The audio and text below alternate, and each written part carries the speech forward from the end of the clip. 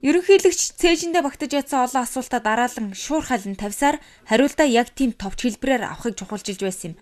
Түүний ихний асуулт эргэн бүрт 536 ширхэг хувьцааг хаанаас бодож олоод олохоор болов? 4 сарын 1-ээс хойш төрсөн хүн хувьцаагүй яах вэ гэсэн асуулт байлаа.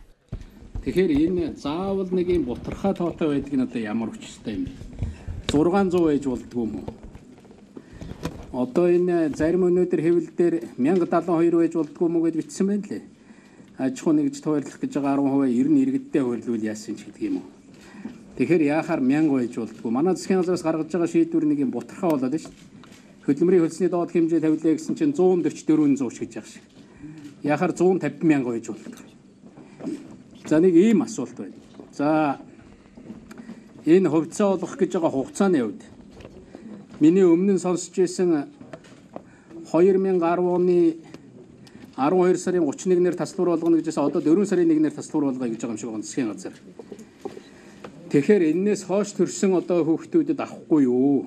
Стандарт бус цоошин албан тушаалын эзэн тэргүүн шадар сайд асуултанд хариулах багийн ахлагч хэдий ч нам амь нэгтэй болоод тэр үе ерөнхийлөгчтэйгээ уралдан хамтлагийн гишүүдэд асуултаар болох хэлбэрээр энэ өдрийн уулзалт ярилцлагыг ерөнхийлөгчийн хурлын тавьчихын танхимд 2 цаг орчим үргэлжлүүлсэн юм. Ерөнхийлөгчийн асуултанд төрийн өмчийн хорооны дарга суугаар дараах хариултыг өгч байна.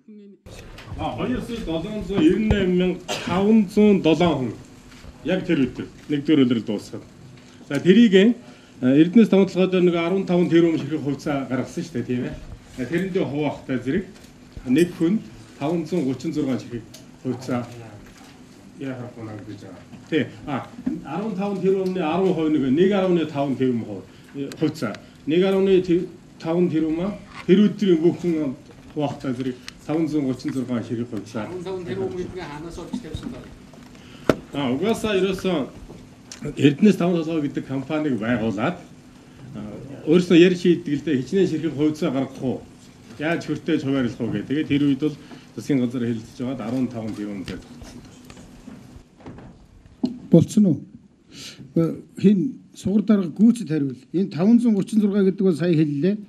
3 сарын 31-ний өдрөө тасалбар болгоод Монгол улсад бүртгэлтэй байгаа иргэнийхээ тоог гаргаад 2,700,000 хэд.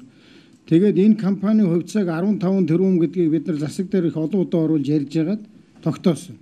Хэдэн шиш тогтоосон болох юм бэ?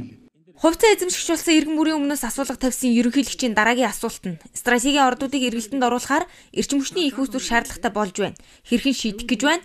Жишээ нь оюутлогын өмнгийн говьд бүтээн байгуулалтыг ярилцтал хийгээд байна гэтэл сумын хэмжээнд татгалзахад хүрсэн дизель станцаар их үүсгүүрийг хийж байгааг юу гэж ойлгох ёстойг тайлбарлахыг шаардсан юм. Улмаар Улаанбаатар хотын эрчим хүчний хангалтыг сайжруулах 5 дугаар цахилгаан станцыг бариад эхэлчихсэн байх. Энэ цаг үед барилгын суурьж тавигдаагүй байгаа шалтгааныг Эрдэс соёлын эрчим хүчний дэд сайдаас авалсан юм.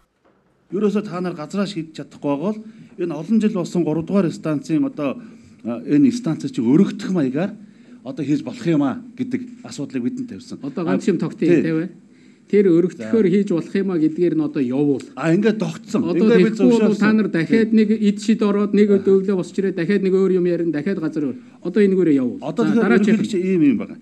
Одоо эцсийн тайлангаа энэ нөхдүүд өгье. Тэгэхээр манай хууль эрх зүйн хизээ өгдөг юм бэ тэр ч удаа. Энэ бол яг одоо нөгөө нэгэнт Азийн хөгжлийн банк өөрийнхөө хөрөнгөөр хийж байгаа өөрөө Америк хятадын компаниудаар хийлгэж байгаа учраас энэ тодорхой ийм графиктай байгаа. За хизээ энэ одоо энэ 4 сарын сүүлээр өгнө гэж. За 4 сарын 30-нд энэ өгөгдөнө. За энэ өгөхдөө зэрэг үндсэндээ урдсан техник эдийн засгийн үзүүлэлт одоо бидэнд бий болж байна. 5 дугаар цахилгаан станцыг эх 7 сард наадмын өмнө гэхэд шавыг нь тавихыг Монгол Улсын ерөнхийлөгч салбарын сайд нүүрэг болгосон. Тэгвэл тавталгаа болон ойдлогыг дагсан эрчим хүчний их үүсвэрийг шийдэхдээ яагаад усны нөөцийн судалгаан дээр анхаарлаа хандуулах ёстойг энэ үед Эрдэнэс МЖ-ийн захирал инвшийн мэдээлэлээ сонссон. Мөн тавталгаа дахь төрийн мэдлэг компанийн тусгай зөвшөөрлийг шилжүүл авах техникийн ажиллагааг түргэвчилж ажиллахыг Монгол Улсын ерөнхийлөгч үүрэг болгосон. Гандуулан мэдээлэл.